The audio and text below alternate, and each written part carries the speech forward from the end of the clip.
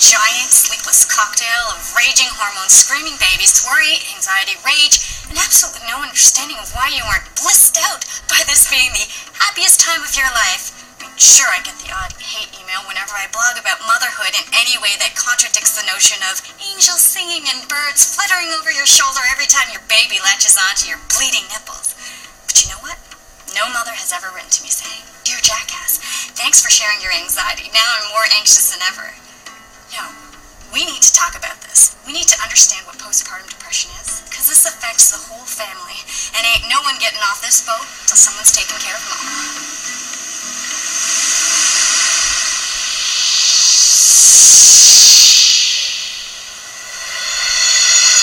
I was told that there was no reason for me to have postpartum depression because I had a healthy child, I had a job, I had a husband, everything was as it should be. And the assumption was that I was just having a bad attitude. The system looks at you as if to say, yeah, you need to prove that you are okay now. And I'm not really faulting the system for that. I understand the protection of the kids. My kids were young. They couldn't speak for themselves.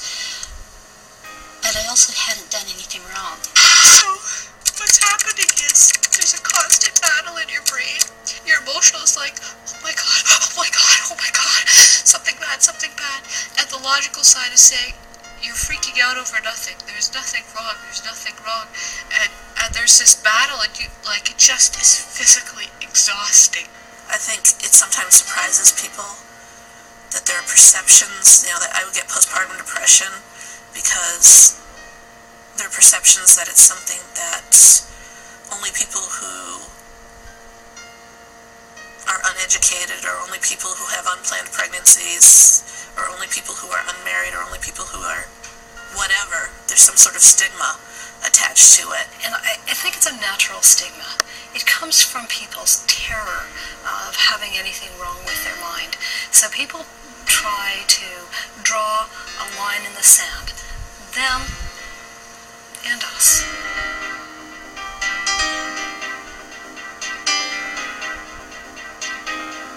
Women don't want to be lumped in the same category as what they've heard, the things that make the news. And I think as long as there's a stigma, there's going to be barriers for women admitting what's going on with them and how they're having a difficult time. In fact, lots of people are vulnerable. And it affects women from all walks of life. And it's actually the women that you would at least expect. They're lawyers, they're doctors. Black or white, poor or rich, beautiful or ugly. They fulfill all sorts of roles in society. They're brilliant people. They're brilliant at what they do. They're great parents. It's the equal opportunity disorder. Here you are, you're supposed to be happy, you're supposed to be so overjoyed with what's happening. What really happens is you lose who you are. It is fraught with stress, anxiety, Sleep disorders, loss of appetite, Panic attacks. The inability to take pleasure in your baby. I wasn't even close to what I thought would happen. I just lost my whole identity. I planned to have a baby, I didn't plan to be depressed. Vibrant, intelligent, blah, blah, blah. No, none of those anymore. Just pathetic. You just feel pathetic. People often think that it's just a weakness. It's something that, just pull up your socks and you can get over this. You just can't say, yes, I'm going to get better and get better. I think that was my misconception, is I could just will my way out of it. somebody brought up this idea that, what's the problem with you? Because you read too much. You read all these theories, and then you have all these ideas in your head, and that's why you're thinking you have postpartum. After doing this program for 14 years, is profound lack of awareness. Postpartum depression continues to be the single most difficult illness to reach out to get moms to come forward, to offer help to. Postpartum depression is the very last taboo.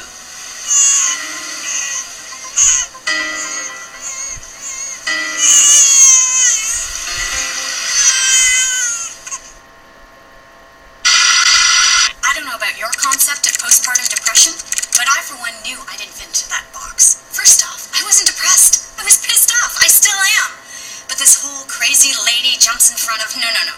That ain't me. My type A personality is going to take the bull by the horns and stuff this predicament into a category of pure and utter joy. I'm not going to run around for months on end looking like Courtney Love in her mugshots. I will be happy, I will be content, and if anyone asks how I feel, I will lie. Because when it comes to motherhood, there's only one safe position to take: martyrdom. Anything less seems unmotherly. I've met women who living in this town in Kirkland who did suffer from postpartum depression 25 years ago, and that label is still attached to them. And I remembered that when I first started to get it. I remembered the stories of these people and going, oh, this is, God, I don't want to be one of these postpartum depression moms around town. On the other hand, I also remembered that there was one mom who had, the saddest of outcomes of being suicidal, and that was a far worse one than having, the label attached to you. So probably when my youngest was about 11 months, I finally sort of threw in the towel and said, okay, I need help. Then when I wasn't getting better fast enough, after getting some help, I sought treatment in a psychiatric hospital. It was a voluntary admission to sort of hasten the process to make it quicker, and because I wanted to get back and resume my life of taking care of my kids and being a good mom. So my thinking of ever going was just making it the quickest recovery I could possibly make. I think what went through my mind is just getting better. I just wanted to get better so bad. I was sick of living in this fog or in this haze that I guess depression is, and my marriage was falling apart, and I wanted to keep everything together. So it was just getting help, because no matter what, I'm their mom, and I need to be there to look out for them and try and do what's best for them. And if I melt down and if I'm not there, this will affect them for the rest of their life. So it became very tunnel vision. I think that might have been my other thing, is just complete tunnel vision. I am going to do this. And it became a very easy focus. I wasn't diverted anymore by work. I wasn't diverted by a social life, by a husband, by anything. It was pure tunnel vision that I am getting better, and this is for my kids. And we're gonna be okay. Unfortunately, a very small number of women who get postpartum psychosis are the ones that the media chooses to focus on, because some of the actions of these women can be very dramatic. It does a disservice to the many, many women, 15 to 20% of women who get postpartum depression. The first guy who described postpartum depression was Hippocrates, and that is 2,200 years ago. He described a classical case of postpartum depression. This is a depression that goes beyond the first couple of weeks postpartum, may start at any time during the first year postpartum, and may last for varying lengths of time, from months to even a year or beyond. I'm Rosé, a nurse psychotherapist from Toronto. I don't know if there's as much stigma about it as people are just ignorant. They don't really know what psychosis is, so they just interchangeably throw in, well, she had postpartum depression.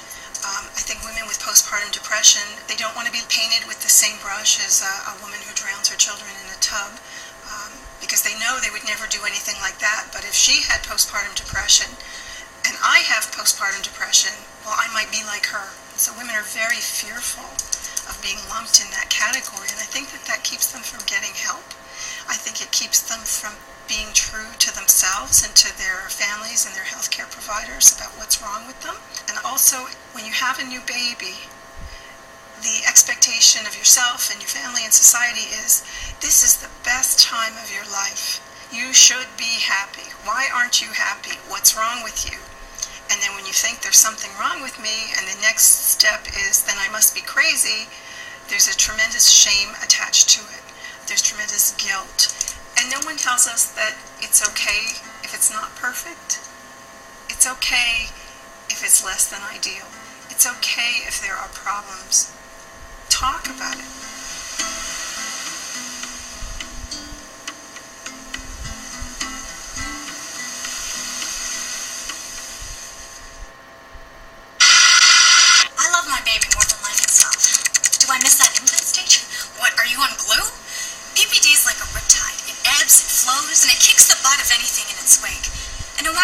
kind of swimmer you are, if you fight it, it'll tire you out and you'll drown. The thing is, as counterintuitive as it seems, you need to relax and let it take you out to sea a bit. When it weakens, swim back to shore. You've got to keep your eye on the horizon. And remember, solid ground is out there, somewhere.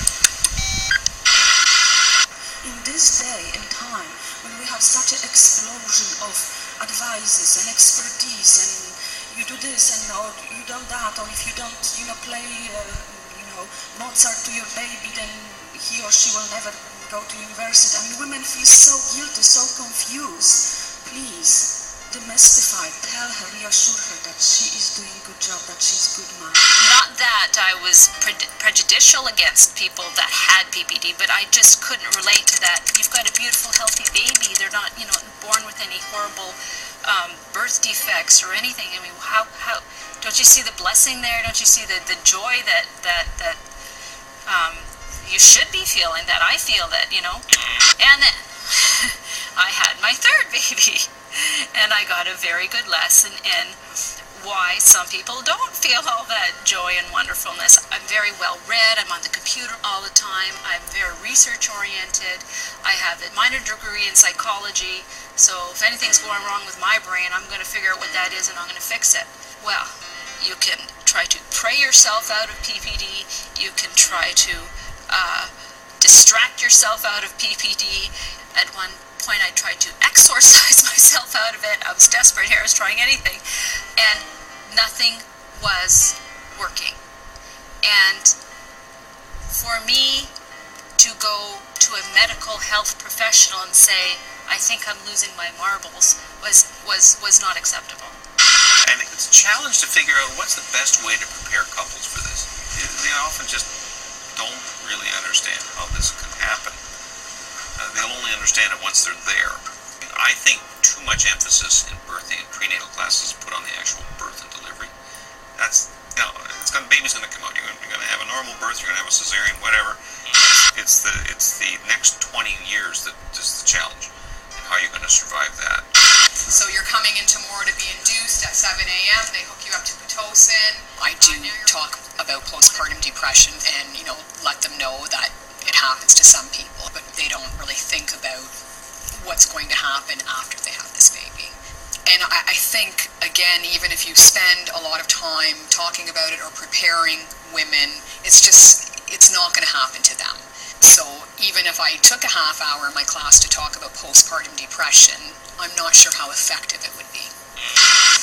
I frankly wasn't interested in looking at postpartum depression because I wanted to enjoy my bliss. I mean, I read lots of books. And in a way, I don't think I can be blamed for being naive because no book can prepare you for an experience you've never had before. You could read a book about this is how you swim. That's a totally experience once you get into the water. You could have preconceived ideas. All I do is I move my hands and my feet, and you go in and you start to sink. My predominant image was just holding this cuddly baby. Just, that feeling. That's what it was about. This is a pretty baby. And then I gave birth, and I'm so weak, I'm sitting in a chair, I can't even stand up.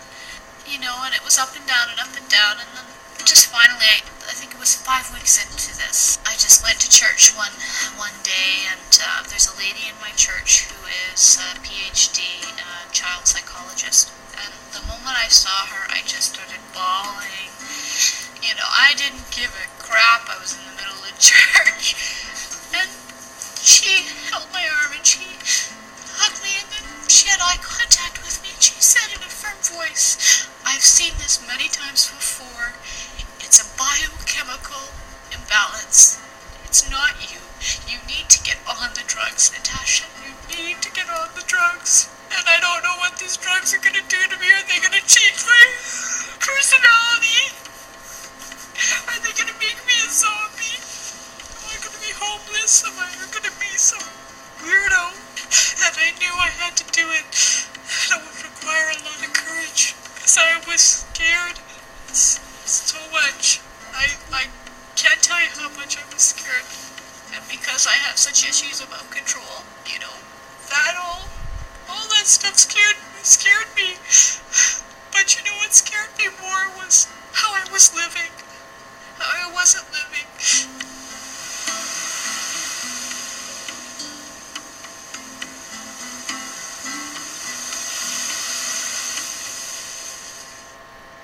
I'm not sure exactly when it started. One second, I was listening to my Share CD, reading trashy magazines about the life of P. Diddy. The next second, my happy, "You're doing great" nurses who instilled me with confidence turned on me, bugging me to breastfeed 24/7, barging into my room to bark orders at me, and constantly waking me just to see if I was sleeping. My 2 cents? Next time, go totally nuts before the labor. That way, you can give birth in a comfy, private, and quite possibly padded room. There is lack of understanding, lack of knowledge about postpartum depression among healthcare providers, whether they are doctors, the nurses, the social workers, whether it's in hospitals or community healthcare setting. People are not willing to listen. Everybody's in a rush, faster, cheaper, better, but their focus is on pregnancy and delivery, and then here is your ketchup, here is your french fries, here is your baby, have a nice day. People think that people have PPD, they don't like their kids, or they don't want their kids, or they're sick of their kids, or their kids are too much trouble, whatever. That's not it at all. What it is that I want to care for my baby so in the best way that I can possibly care for, that I'm putting so much pressure on myself that it's almost not possible to live up to my own level of expectation.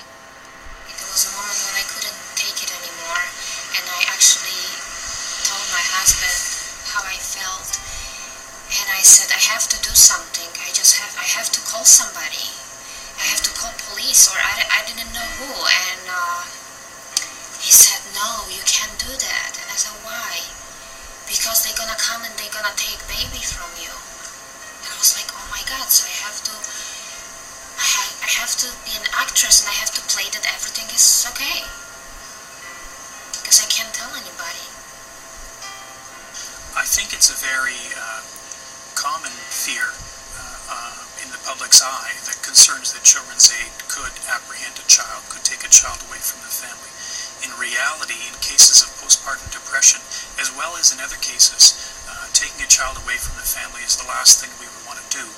The reason is that children do best when they're with their families and with their mothers, and in fact, mothers in situations of postpartum depression would do far better knowing that their children are at home, knowing who their children are with, and rather than having the children come into our care. When I separated from my ex, my postpartum was the reason why he took the kids. And he did try and obtain my medical records. I can remember coming home and from the hospital, and he did grab as much of the paperwork as he could then, and then through the court process again, he kept on trying to get my medical records. It's so hard to go back and exactly remember what was going through my head. I think there was such fear well, at first I didn't know where they were, and there was that, they were supposed to come back one morning at 8 o'clock, and they didn't show, and you sort of have this feeling of what's happening, and there's this absolute fear that the worst that everybody tells you can happen of your children being held away from you has happened, and you're frantic. My ex was holding the kids and didn't want me to see them in our family home, or what had been our family home, and the police were called, and I can remember somebody saying along the line that telling them that I had been released from a psychiatric hospital. The whole situation I found at that time changed. People had to be around me when I had my kids. There was no overnights. They didn't live with me for 6 months or so. All of a sudden I became the victim to the almost, well, we have to watch her a little more carefully. I was supervised at one point by my parents, and then at another point at a CAS Supervised Access Center, or at an early years center where I wasn't really supervised, but I was out in public. I couldn't be left alone with them, so that people could see me and could testify of how I was with my children. And you wonder what your little boys are thinking, I mean, they're young, but my 3-year-old especially, he had to be asking, where's mommy, and what's going on, and his confusion, and it was awful. I always wondered who was cuddling them and what was happening, and it was a really, really awful feeling that I think was far worse than any of the postpartum before it. It was a much worse feeling.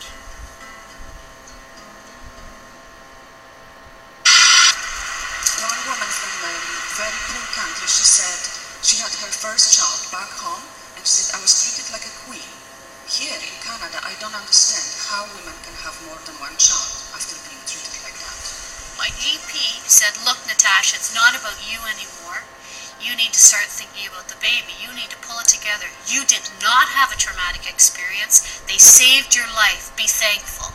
Another thing that comes up often is that a woman has a traumatic birth experience. She had certain expectations of what the delivery, or the labor and the delivery and the birth were going to be like, and then when it doesn't meet her expectations, she feels a tremendous sense of letdown and guilty and sad and angry. I think that anger is a key component that I see over and over and over again in postpartum depression. So we called the health nurse in, and I said to her, okay, let's switch to formula. I can't take it. I can't take the pressure of breastfeeding. And that was such a loss for me. I really wanted to be able to breastfeed. It's like not being a woman or something. Women have enormous expectations about breastfeeding. They, at some level, often equate it with success or failure at motherhood. That can be reinforced by healthcare providers who have very good intentions of trying to promote breastfeeding as the best method for feeding a baby, but may not necessarily be aware of the internal struggles that a woman is experiencing around her failure to breastfeed. I mean, I think women should be given choices and should be encouraged to try breastfeeding, but that shouldn't happen at the expense of the woman's health. When I talk with my therapist, she says, sometimes it's enough to be a good enough mother. Not super mom, but good enough. Because what ends up happening is you start to seek it out. I mean, the suffering is so intense, the mental suffering and emotional suffering is so intense that you start to look for it out. I find that the healthcare system doesn't work for postpartum depression. I've been to hospital 3 times during this past year, and the problem was that because it's considered a depression, they put you in a psych ward, which can be very scary and not a place where you can have babies visit. These are not good places to admit pregnant women in the last months of their pregnancy, nor women with their babies. They simply are not safe. And there's a lot of concern and issue about having the babies admitted. Are they a designated patient? It becomes an insurance issue, a liability issue.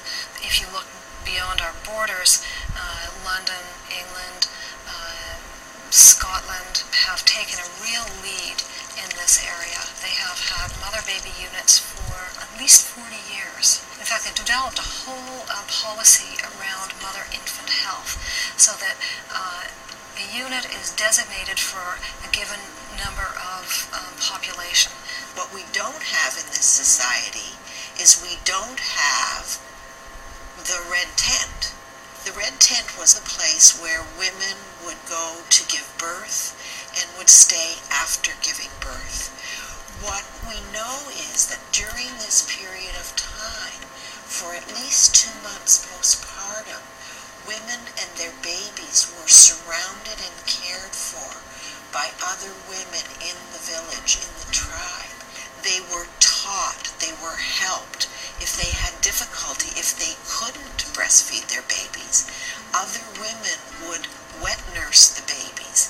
There would be constant support and love and caring.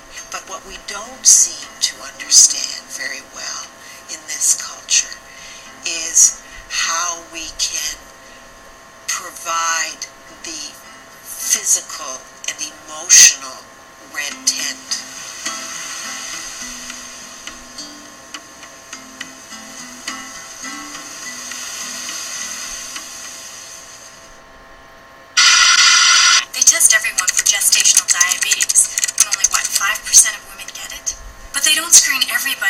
postpartum depression when roughly 18% of women will develop it. We're afraid to ask for help. And when we get it, we're too afraid to question it because we're just so thankful someone takes notice. We're like pioneers journeying through Dante's Inferno. Only we're up here in a sea of diapers, and the only thing that runs through our head is non varionda. Don't make waves. In some ways, it's you could say that this generation is sort of pioneering a new way of raising children, which is very much in isolation. But the reality is that we are increasingly in our culture relying on isolated nuclear family units that a generation or two generations ago really didn't exist so much. We now, many of us migrate to major urban centers and leave our families behind in other communities so that they're really not close to us in a way that they can provide practical support during the early postpartum period. And I think that within that, some individuals and some communities are looking at other ways to parent that outside of in a nuclear family. I teach college composition at Oakland University here in Michigan, and I've miscarried 2 children and developed postpartum depression, and I had 1 full-term live birth and developed postpartum depression, postpartum anxiety, and now here we are wondering what will come this time. Everybody has a birth plan, or at least preferences, and they tell their doctor, I prefer this, I prefer that. And most folks don't have any plans for when the baby gets here. You know, other than I'm going to have a baby. You know, you don't want to be choosing a psychiatrist when you're sick, because you're not going to be having very good decision-making skills. And you don't want to be trying to decide whether you're going to breastfeed on medication, because that's a difficult decision when you're well. Because we know I'll be on medication, so we've decided from the beginning I won't breastfeed. And some women do, and they do it quite safely, and certain meds work. But this time we're just taking all surprises out of the equation, and I don't want to have to worry about nursing him if I'm having a panic attack. I don't want to have to worry about the baby. I want to know that there are a lot of people who can care for him. Are you breaking things here? Usually, aren't we the ones breaking the rules most of the time? So, 36 and a half weeks. 7 pounds. No. Everything seems, mental stuff. Mostly getting anxious about delivery. Well, let's see what's going on here. Suppose you want to see the baby today too, right? I thought so. Well, I know when I was in Texas, it was actually a state law that we had to inform patients about postpartum depression and stuff. I'm used to asking every patient about their history of it and symptoms and prior pregnancies and that type of stuff. Right? That's the head right there. Almost about the same size. What do you think? I hope not. But I think we've pretty much covered most of the things we need to worry about postpartum. And I think she's got good support with her husband and her doula, so I think she'll be fine. When I became a doula, that wasn't my main focus, but after I had attended some births, I noticed that postpartum was probably a bigger issue to the parents than the birth was. It's kind of like when you plan the big elaborate wedding, but you don't know how to be married. The same thing can happen for parents. They spend a lot of time planning this perfect birth, but when the baby comes home, everything falls apart. I receive a lot of calls from people who have just been discharged from the hospital and they're already in a panic. And most of those calls come late at night, and the mother might be crying and she doesn't even know me. And it doesn't matter if they're a pediatrician or a lawyer or a homemaker, everybody's susceptible to the same concerns as new parents. So, we are going to be prepared this time instead of have it hit us between the eyeballs, because I want to make the decisions now when I'm functioning and can have a discussion with my husband and can do the research and can figure out what's going on. Essentially, any woman is potentially at risk for postpartum depression, and we don't have a way of predicting exactly which women will develop depression and which women won't. But we do know from the research that there are certain variables that put women at increased risk for postpartum depression, and one of those is lack of social support. But qualitative research has suggested that women with postpartum depression particularly value the opportunity to share their feelings with someone who's an understanding listener. So other models of providing care, like telephone support and internet support, are more and more being looked at as ways to try to reduce some of that gap and try to make services more available to women. Online chat is great because the mom can access it when she has time. It's wonderful for moms who are isolated because of their geography. She has the benefit of not having to get dressed up and feel like she has to go out and look good when she leaves. If she's sitting there in her tracksuit and not worry about what everybody else is thinking, and she's already probably pretty hard on her self-esteem, and this way she doesn't really have to worry about it. Let's get started. Could everyone just take a moment and let us know where you are located? I live in Michigan, as my username might let on. One from Toronto, Roanoke, Virginia, Arkansas, Australia, and another from Denmark, New Zealand, Egypt, Malaysia, France, Guam. And why have you turned to the internet for support? I think it's an opportunity to share information in a way that we've never had before. I think women find a sense of universality that it's amazing, but a woman in Mexico can be having the same exact experience she's having. And even though there may be a language difference or there may be a cultural difference, they're going through the same thing. And I think that makes women feel that they're not alone in their experience. They're not afraid to say what it is they want to say because there is some degree of anonymity there, and they can just talk about how they really feel. Okay, Mama Bear says the only thing worse than feeling crazy is feeling crazy and alone. Online gives you a little more privacy and might allow you to be more open. It's easier to talk to people who have experienced what you're going through. Someone else said support is great if you're willing to out yourself. Jess says it was empowering to come online. Often in real life you have to pretend that everything's okay, but here it's safe to be real. It was private and I could learn without judgment. Yes, but my middle of the night, this is Australia, is often others' middle of the day, so I can always find someone to talk to. I had postpartum depression myself, so I can understand just the things they're talking about. And I think it gives them a sense of perspective, and it gives them a sense of hope. Just seeing that someone can get through it, but I'm not afraid to self-disclose those things because I think when women are in the middle of it, they don't see that there's ever going to be a way out. So that's what you need to build a support system for, so that you can get through the rough times. We just need to create an atmosphere where it's okay to ask for help.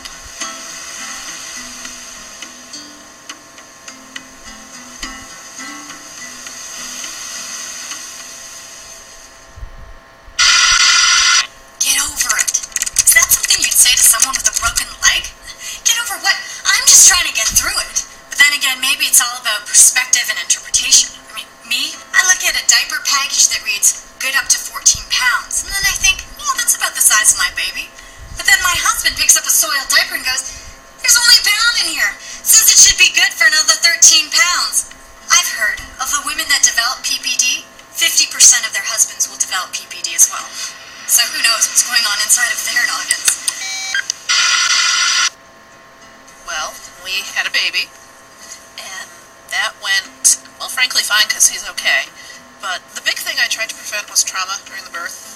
Though this time I advocated for myself, and it was better because I felt like I was in on the decision making as opposed to being told what was going to happen and nobody caring what I thought about it.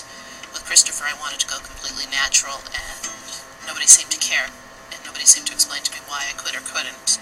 With this one, I knew that things might not go as planned.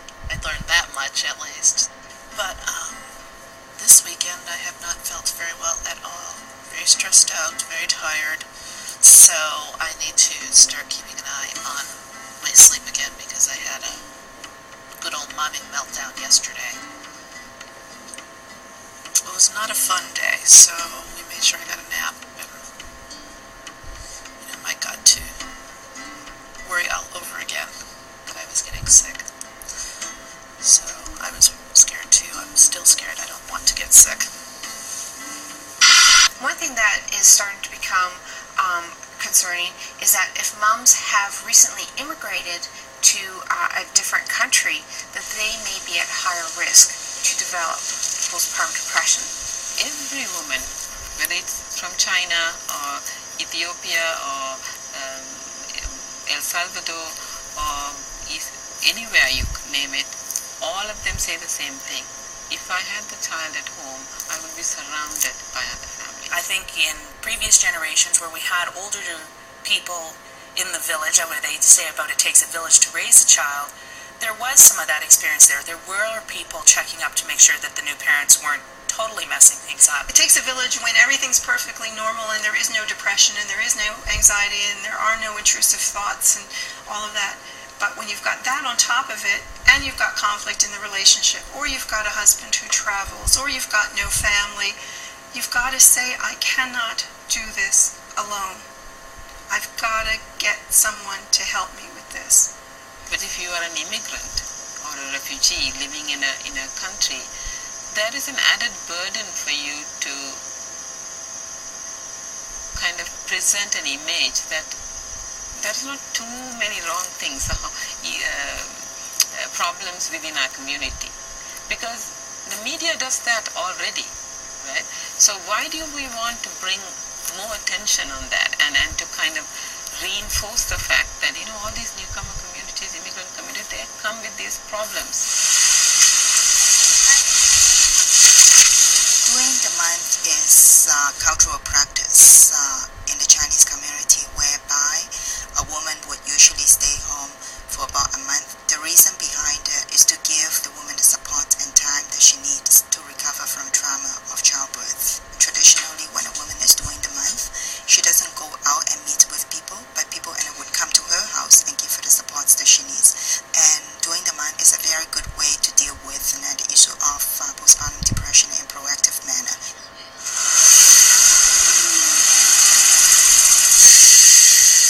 My older daughter was born in China, and my youngest was born in Canada, but the experience was so different. I did not have other relatives to help us here. We were alone, and my husband's earnings were quite limited. At that time, I felt particularly helpless and tired, and my body did not recover very well after I gave birth. I felt very agitated, but with no support, I didn't have any other options on this situation. So I had to send my child to China. It was a very difficult decision, and I know my parents took very good care of her in China, but we missed her too much. So we brought her back home after 1 year. I felt I could cope with difficult things after my daughter got a little bigger, but for sure I felt helpless and hopeless. Hey, hi, how are you? My wife is due in July, and I was just wondering if you had any suggestions on how to prepare for, ways to help my wife through the postnatal experience. In Chinese medicine, the function of the heart is to help the spirit, the emotion. If someone is lack of joy, it's something to do with the liver energy is off balance. Because after childbirth, sometimes we're dealing with some stress, with all kind of changes. It's new life. If it's due to heart and kidneys off balance, often the mother will have a lot of fear, afraid. I'm afraid I'm not doing well. I'm afraid I'm not doing correctly. If it's due to liver and spleen, often the mother has extremely either upset or cry, sad. And then it's a lot of worry. Postpartum, something like that is not really simple, because what it is there's this name that covers such a broad range of things. There's hormonal postpartum, there's non-hormonal postpartum, so it's emotional issues, or it's like a blood sugar imbalance, or there's a thyroid problem, or quite possibly a B vitamin deficiency. Even someone who experiences trauma while giving birth can experience symptoms of post-traumatic stress disorder, which may take us down another path where eye movement desensitization and reprogramming can help us through the trauma. But your hormones can get out of balance anyways, just because the stress is so actually overwhelming, the lack of sleep, all of these things. We know that, for example, medical students, firemen, careers where you actually go through this absolute lack of sleep, depression is actually very common. And so as a naturopath, what you're doing is you're really treating the person, and you're treating the cause. So a person comes in and says, okay, I've got postpartum.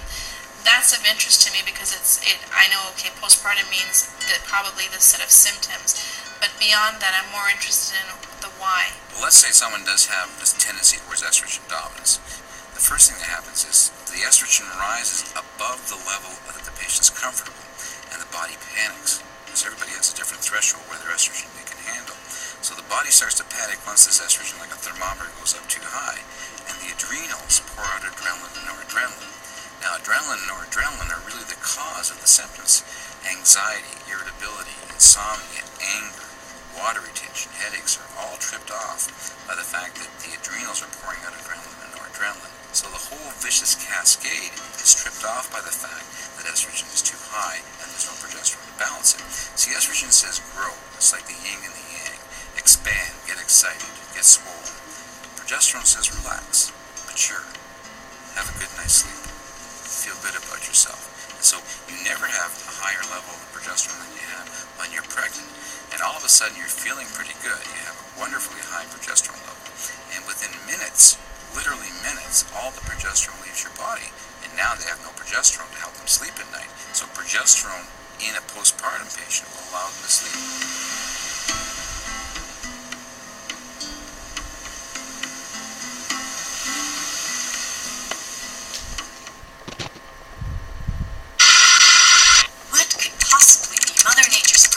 Postpartum depression? What, heightened awareness? Because if that's the case, it is working. Trust me, I am aware. This is the eve of where my ex and I and our lawyers are supposed to get together tomorrow to discuss the proposal for joint custody of our 2 children and to try and hammer out an agreement where we will share custody and both be relatively happy with the agreement. It's the first time in 2.5 years that we have even come close to an agreement. It's him saying, oh, okay, yeah, you are the mother and your children love you and you can have them again and I'm not going to fight you anymore on it. I think I just want to say that Mommy got sick and tried to take care of things, made some mistakes, Daddy made some mistakes, and we're going to try and fix the mistakes and make it the best life we can for you, because we both want them to just be happy. Hungry boy, yes he is. Thanks for coming over at the last minute. You're welcome. I think we've kind of lost that sense of community in the 21st century, and it really does take a lot of support to have a healthy baby and a healthy mommy. And I was really specific, and I didn't want to overload my friends, but I basically thought about who I was comfortable with, who I felt like I could trust if I felt really down to be positive and a positive influence around me. And I specifically said, will you do meals for us the first week, or will you do meals on an on-call basis? I called other people and I said, will you do overnights with Jack if I'm sleep deprived? I would like to see postpartum plans become a norm where people plan for how this child is going to become part of their life. And they plan for potential struggles, because that's reality. Sometimes things are hard. And sometimes babies cry.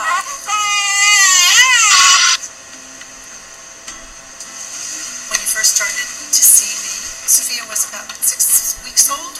Yes. And one thing that strikes me is if I had said to you at that time, by the time she's 10, 11 months, I expect that you're going to be feeling better, you wouldn't have believed it.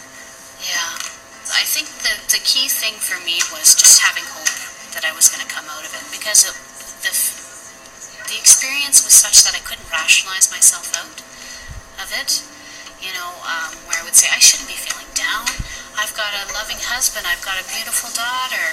I'm recovering from surgery. I'm doing well. But emotionally, I didn't feel that way. You remember the times when I kept saying, am I going to be okay? Am I going to be okay? Am I going to be okay? And it was like a broken record, but I had to hear it again and again and again.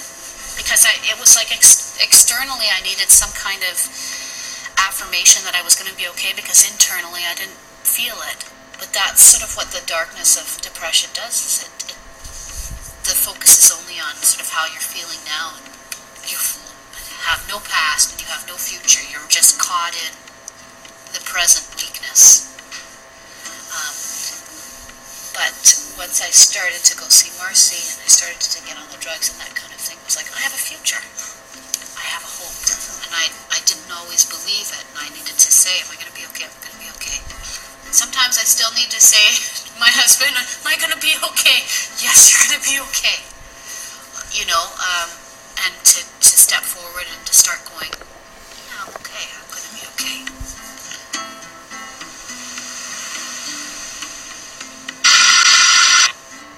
It's like treading water at high tide. One way or another, I'm going to do it. But next time, I'm going to reach out for a little life support. Because the sooner I can get back on solid ground, the sooner I'll be able to rediscover that the waves of life can be a beautiful thing.